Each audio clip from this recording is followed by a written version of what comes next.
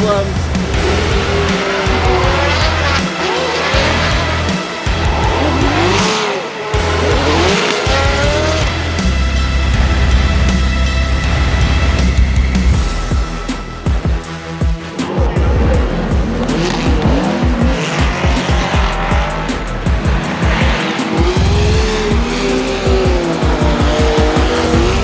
Got the full service here. Putting the second coat on it right now, Biff.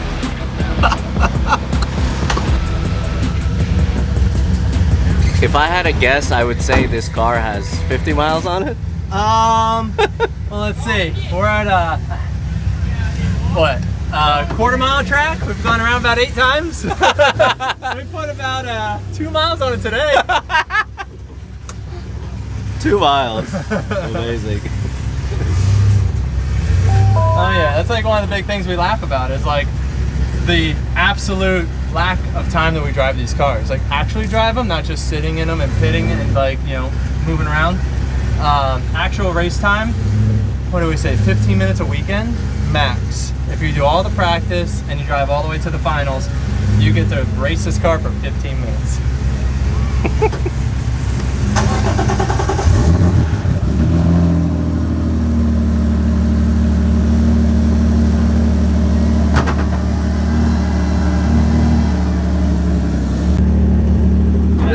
This looks like a good place. This is it.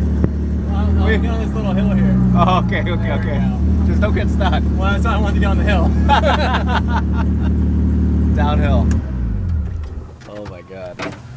This is crazy. Whoa! I brought the box with Chelsea to no fan years. You brought the Hot Wheels? Yes, Sick! sir. Oh, sorry. No, you're all good. Sick. I need you to sign it. Alright, you want me to sign it? Alright, I'll sign it. Okay. Here, let me hold it for you. Yeah. There you Thanks, go. Chris. Yeah, Thanks. Get on there. There you go. That's working. Perfect. Oh, you're taking the class? Yeah. Cool. See you tomorrow then. Yeah. All right. See you tomorrow. Cool. What do you guys think? What was that? What do you think? Oh, it's beautiful. What, the Z or the event? No, the Z. The new the Z. is, it's lovely. I mean, just look at it. It's cool, I right? like the hooded mounts, exhaust. Yeah. All the Nismos. I like this. Save it. I'm glad you guys like it. That's what's important. I appreciate it. Yeah, Just getting swarmed. Yeah, I know. Trying to come out here where there's nobody and they're following us. Yeah. Oh, look, another one. No. It's coming in. No, coming in hot. Don't hit us. Don't run us over.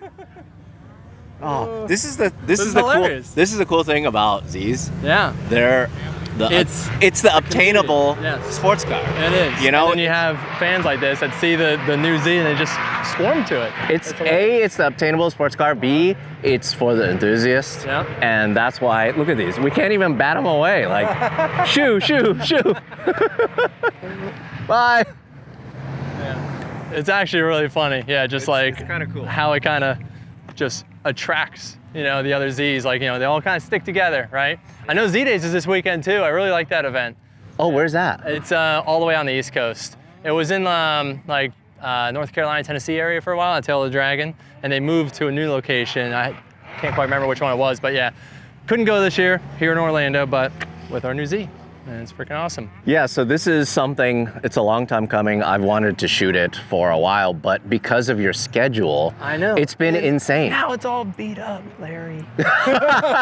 And it's probably really hard for you to get parts. Legit, well, we'll get to it, but the taillights on the car, I mean, the pieces on this car are the only ones. Like, there are no aftermarket parts for it yet. So, like this piece, the awesome katana blade trim piece, got cracked in Long Beach, and you can't get it yet. So we're supposed to get one like next month. Same thing with the taillights, you know? Yeah. Long Beach, debut event, you know, oh, we want you to ping pong off the walls. So it's like, yeah, smoke the lens off this one, smoke the lens off this one. They held their shape really well, but same thing. Those parts are coming in like next week or something. So we should be all cleaned up and freshened up for E-Town. So if you wanted to know what it looks like without the lens, that's what it looks like. That's what it looks like without the lens. Yeah. So, because the story with this is you actually built this so quick. Yeah. You actually had a streetcar, a running, drivable streetcar, probably the first white one in the It actually US. was. It was the first white one in the US. And so this one, it came to us exactly 6 weeks before the Friday of Long Beach. And so it's funny because I'm like, oh, we built it in 6 weeks. Well, actually it was like 5.5 because we had it done on like the Wednesday before. And we actually didn't even have time to go to the dyno. We didn't have any time to test it. We did our first actual like pull with it on our first lap of Long Beach on Friday morning. And you know, we checked the tune, checked everything else, and you know, it was great. And we drove it all the way to 6th place overall.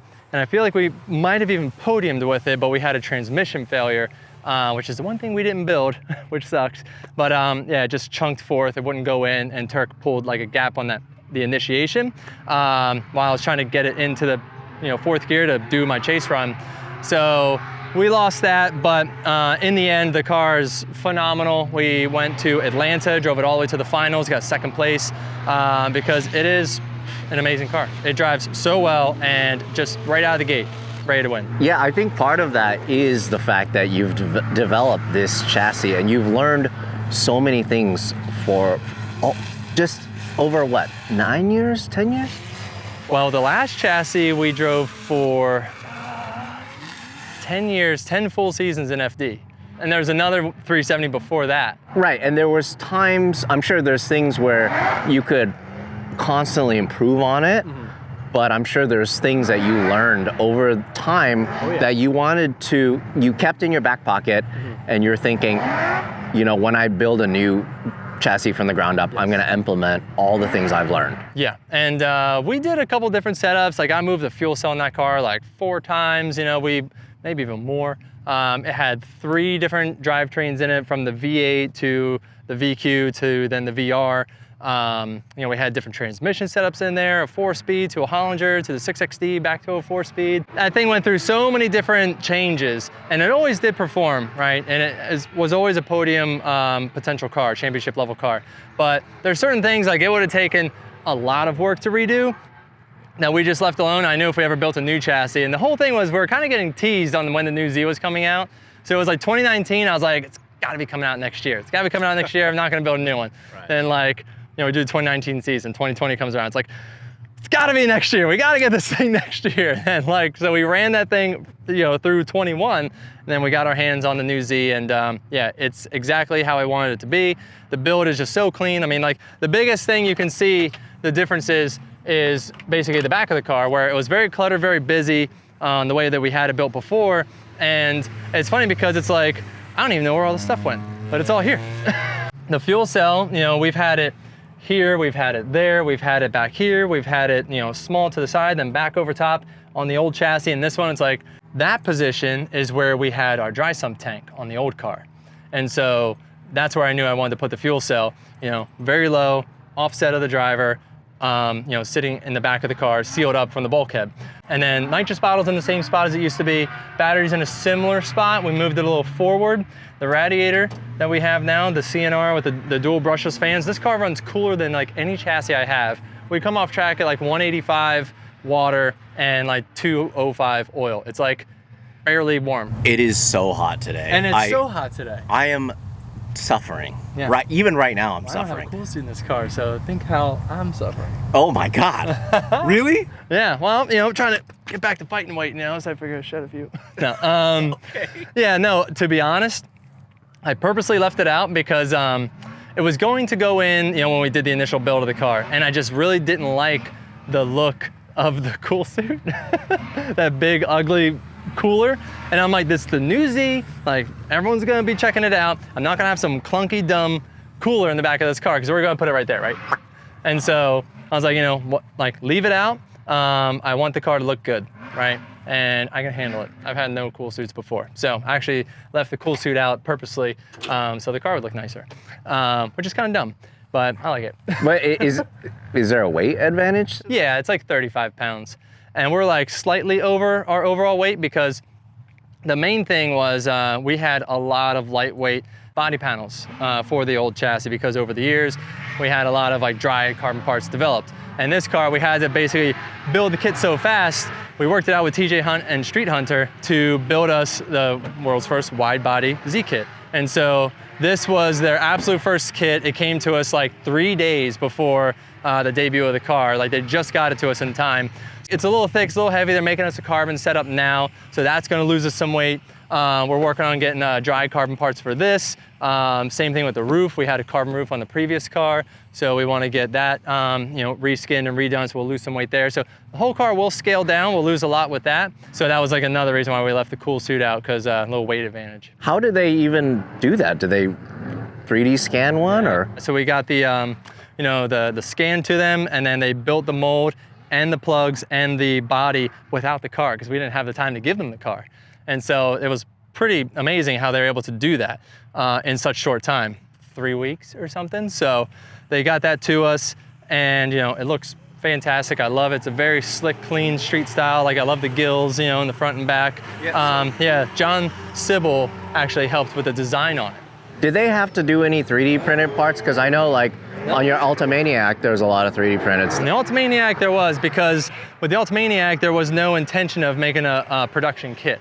So we just did the 3D parts and kind of like, strengthen them with some epoxy and things like that to run because it's very one-off. But this will become a production kit. This is just the very first one. So there are little revisions that will happen to it along the way. But yeah, like outside of that, just a few other things that we can do to lighten the chassis up as they usually get lighter as they, go. But for right now, just to get it done in the timeline, we're carrying a little extra weight. But overall, the balance is like better than any chassis I've had. Because of your timeline, yeah. I imagine while maybe you had to take some shortcuts building it, you could probably fix all of that stuff. Yeah, it's funny because like I really don't even think we did that many shortcuts because like I was saying, you look in the back and everything is like perfectly placed and looks great. Like this radiator support was designed by Rob Parsons and Bending Solutions, and like see how he cut these bulkheads out for us. Holes in the radiator, bulkheads this out to keep all the tire rubber from getting into the front side.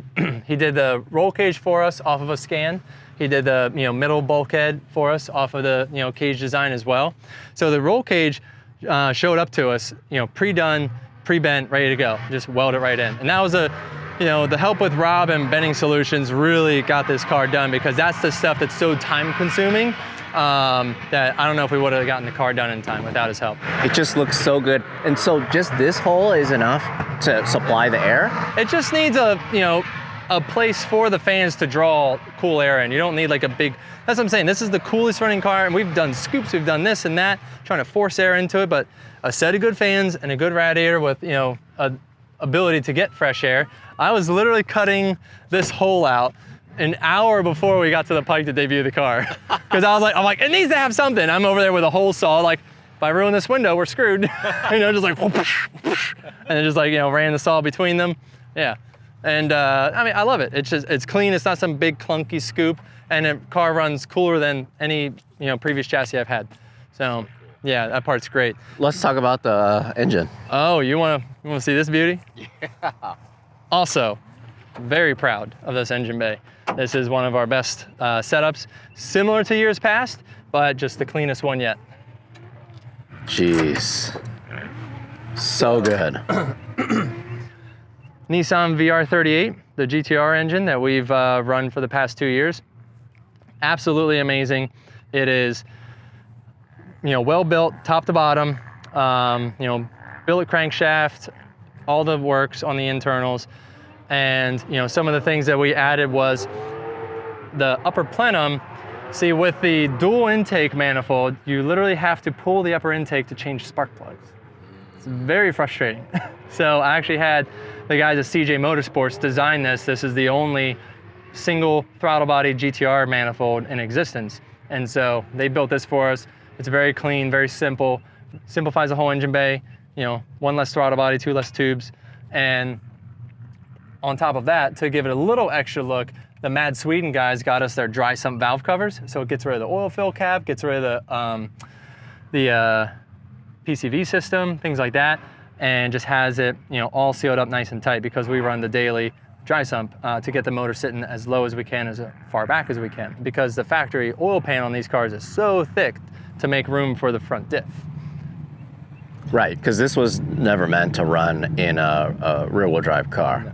No. So, yeah, things like that. And then, you know, we have the turbo manifolds that bring the turbos way forward. We run the Garrett G3770s, and these are bigger than the ones that we ran last year. And so we actually tested them on the Ultimaniac, and that car runs no nitrous, and it had such good response. I was like, we're running those things on the Pro car, like, because we used to run the G25 660s, which are a little smaller, but they create more back pressure. And these actually almost flow and spool up better than the other ones. That just lets the whole engine breathe better. And you know, so that just simplifies the whole chassis. We have PWR front intercooler set up with, you know, just a single tube right at the top. Yeah, we have the Earl's oil cooler. We didn't run an oil cooler before, so we picked up a little weight there, but our temps are just so reflectant of it that there's no way I'm gonna take it off. It just runs the whole car like 40 degrees cooler. That's interesting that the oil cooler is in the front. Yeah.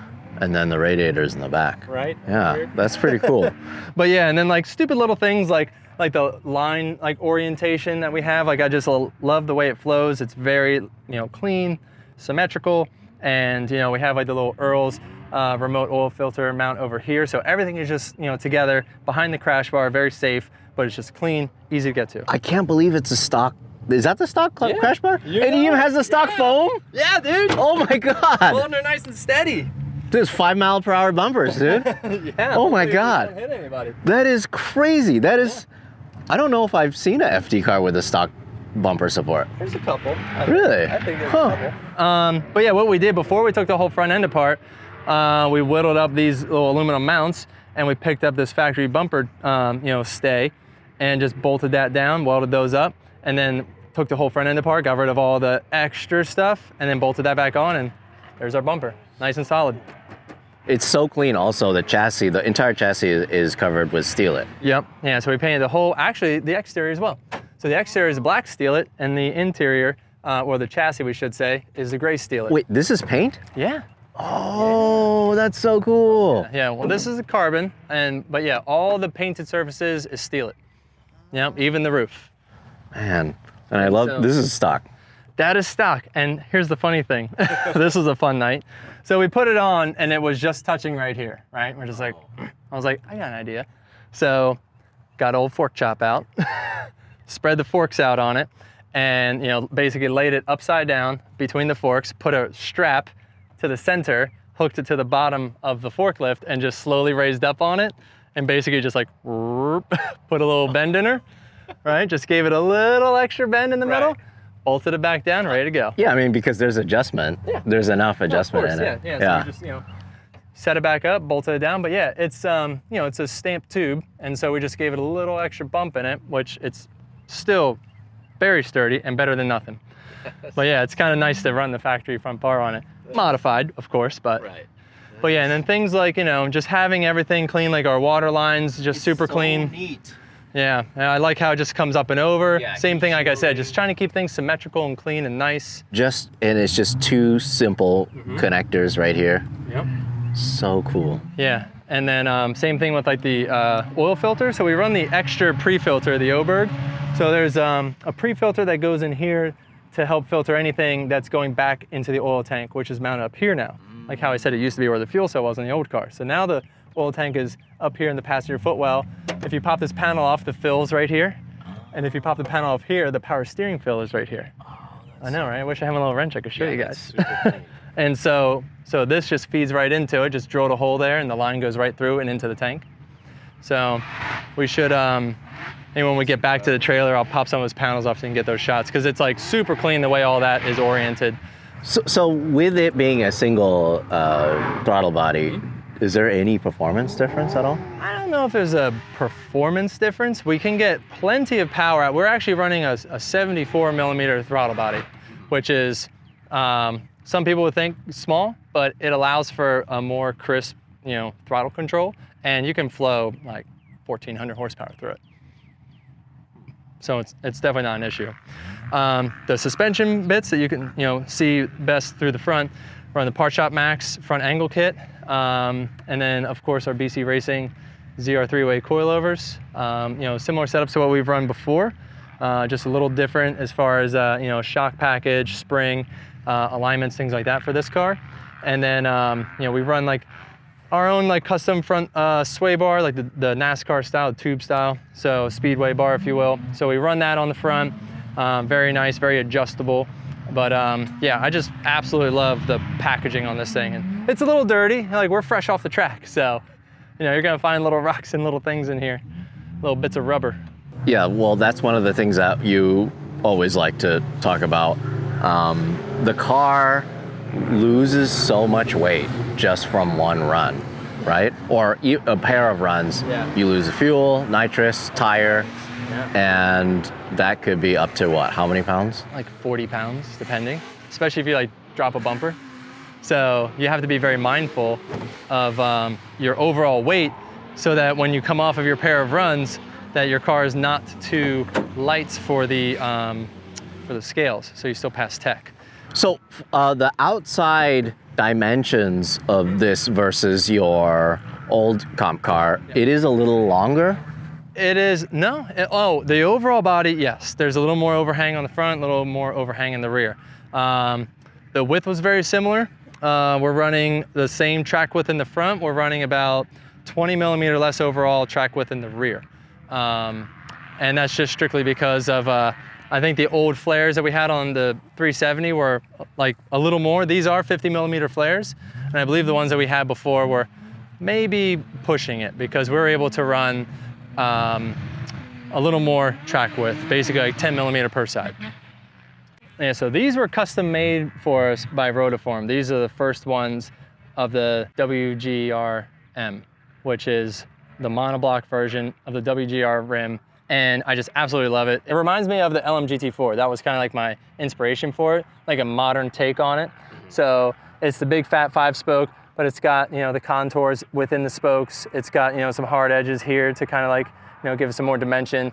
And of course the support ring, which has been pretty popular recently, to give it, just like a new age look on a classic rim. So then weight class, are you the same as before? Yeah, we're actually in the 2,900 pound class. So we can be as light as 2,900 pounds on this GT Radial 295. So it's, and we're like 140 over right now. So once we kind of trim down a few things, and it's funny because at first I was like, oh, thing's heavy, but we get on track and we're like one of the fastest cars out there. So I'm like, okay, maybe it's not so bad. So the weight's in all the right places. Right. But yeah, no, it's just driving fantastic. And we did our custom, brake package, the little single plane rotor, Willwood calipers, and same thing, the rear is all built out with Part Shop Max, control arms, knuckle, and things like that. Drive shaft shop axles, Winter's quick change, of course, drive shaft shop carbon drive shaft. All the good bits underneath the car you can't see.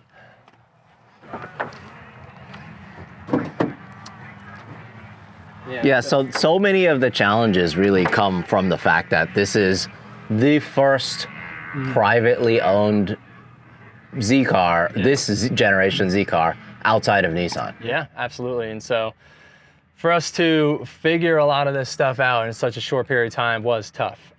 There were some similarities, with the old chassis that we're able to kind of like take ideas and move them forward, knowing that the end result would be similar, right? Because we knew that the old car performed well, and so there are aspects of the old car that we took forward. But like I said, doing things like switching, the dry sump tank in the forward position and putting the fuel cell forward where the dry sump was, and moving the power steering forward because I noticed that it is more responsive when the lines are shorter, and so we moved that forward into this bulkhead area as well.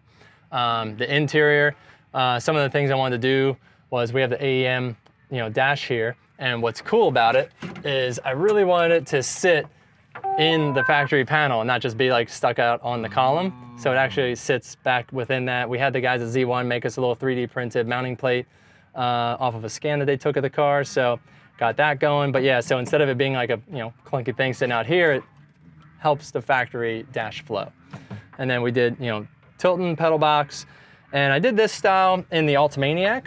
And so I actually decided to do this one in this car strictly because of time. It was faster and easier to install this into the car than to do the hanging pedals I've been doing for years.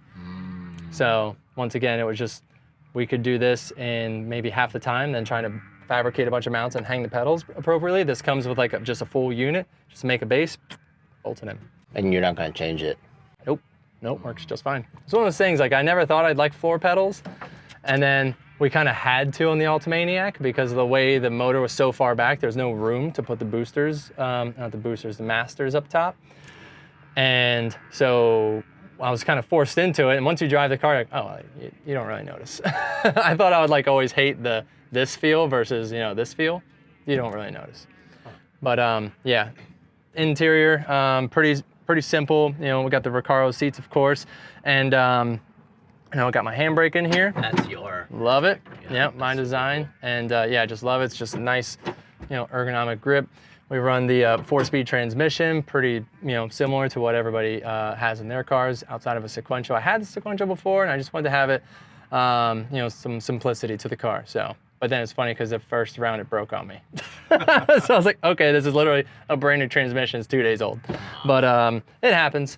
And then yeah, we got our rugged radio. So we actually use like the actual unit versus like a handheld in the car because it has more range. So it's very, very handy. We got, you know, my plug-in right here, and we even have the rugged air filter back here. Right, so, this is generally used for off-road. Yeah, but it really just cools you down. So like just have it, you know, mount up in the helmet, and it just gives that extra cool air coming on your head, and just, it's nice to have. So just one of those things where you don't realize you want one of those until you just feel that blowing into your helmet. You're like, oh, this is rather refreshing. Considering you have no cool suit too, that probably helps. Yeah, it makes a difference for that, for sure. So dry sump, all of that stuff is behind here. Yeah, and yeah, and if you want, when we get back, we can pop that panel off and show you. It looks pretty rad in there. It's crazy how close the cage is. Yeah.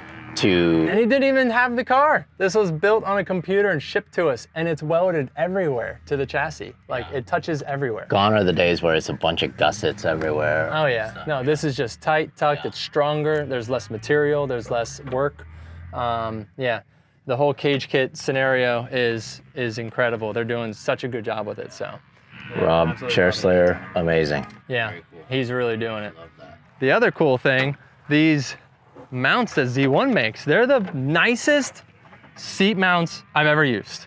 They're so good because, you know, they're two-piece design, one for each side, and they bolt into the factory, you know, position, and you have different holes for different width seats. And then you have, you know, the rear's on a slider, right? And then the front, you just pick a hole. And so instead of dealing with, you know, a floor plate, you know, with a side bracket bolted to that, and then trying to line up those like 3 options of holes, this is just, it's in and out. It's so nice. So like, I hate mounting seats. I'm pretty sure anyone has ever mounted seats hates mounting seats. Especially in a car that you don't want to ding up. Like you end up scratching everything. It's difficult. Yeah, and so these like just changed the game for putting seats in cars, and yeah, they did a great job on it. Did you have a chance to drift this as a stock vehicle? I did a little bit. What was that? We had this car running for about 2 hours before we started stripping it down. That's those photos that you probably saw on my page, the white one slammed on the rims and everything. So, you know, we whipped coilovers on it, put the wheel and tire package on, and like ripped it around for a little bit. And dude, the power delivery on it is awesome, right? So it's what we've all wanted the Z to have, is, you know, that twin turbo engine package, and now it has one, and it's just the best. The ability to just, you know, do a couple bolt-ons and a quick tune and have like a 500 horsepower street car is awesome. Because I know that's the one thing that everybody like to talk about with the Zs is, oh, you want to make real power, you got to spend, you know, 10 grand on a, you know, supercharger or a twin turbo kit or something. But now it's, you know, it's on the same page as, you know, the other, you know, cars in a similar, you know, price point. You can just get a couple quick bolt-ons, make some good power, and you got yourself a hell of a street car. Yeah, I mean, we've seen the videos where, you know, they're drag racing Mustangs, Supras, and it keeps up pretty well. As you know, I recently started drifting. Oh, yeah. And from your suggestions, building my Z, I feel pretty comfortable driving them, you know, drifting them. Oh, I saw. And I had a chance. For some reason, somehow I convinced Nissan to let me drift the New Z. Yeah. And it was so cool. And, you know, It looked good. well, it did have I mean, so many- let's be honest, being a new drifter, Yeah. you were sliding that thing around no problem. The problem is there are a lot of things you have to disable, I feel like. Not like any new car. It's got a lot of things to keep you safe. Yeah, well, exactly. Once you get, well, I'm guessing you'll probably build a street car too. Oh yeah. As soon as I get my hands on another one. I feel so bad doing what we did with this one, but like you said, it was the first one. We didn't have a choice. Yeah, so once you get a street car, you could kind of show the world how easy it is to tune, how easy it is to drift, all that. Because the thing I was screaming when I was in it, I'm like, man, if it just had 3 things, it could drift so good. You know, coilovers, diff, seats. Yep. And As you, yeah, would rip. it would rip so good because it has so much power. I know. It's stoked to get our hands on one. You know, it makes great power out of the box, and just a couple quick things, it'll make so much. It'll be just a fantastic street car. Yeah, can't wait. I know. Can't wait either. I want one. Thanks for showing us this. Yeah. I'm looking forward to getting our replacement pieces and cleaning this thing up after this weekend. So yeah, when it gets to E-Town, it should look pretty fresh. Cool. It looks so good already, though. I know. But you know, drifting, right? Right. Stop hitting my car. Oh, you gotta bang some doors to get up on the podium. So. You do. I know. Got it to the podium, final round, second outing. That's pretty rad. It's pretty rad. It would have been potentially the first round, you know, but Yeah, it could have been the first, but that's okay. That's part of drifting. That's part of drifting. I'm okay with it, you know. Yeah, we got a top 8 finish first outing, and then you know, second place, second outing. So let's go for a first place, huh? How about that? Ooh. How about that? Do you like this track? I don't like it, but we're good at it. Ah, you've won here. I have. There you go. Yeah. We actually podiumed at this track every year but last year. And last year was when Vaughn somehow lit our car on fire from in front. Remember that? Thanks, Vaughn. Remember that? Thanks. He bottomed out coming off the bank. I remember. And the titanium sparks came off his car and lit my car on fire. It was insane. And we're just like, and they're like, and I snapped out of the transition. It was bright, it was crazy. And I, missed the second turn, right? I was way too inside. And they're just like, oh, Chris loses. I'm like, can we get like a redo? That was insane. Like, that wasn't my fault. I mean, me going off track was my fault, but lighting on fire was not my fault. Yeah, he just presses a button just to just shoot a bunch of sparks at you. That's awesome. It was wild. But yes, that was the only year we didn't podium here. So we have a pretty good track record and hoping to not light on fire and get a podium this weekend. Cool. Well, thank you so much. This thing is awesome. Yeah, we'll keep getting a bunch of shots of you on track.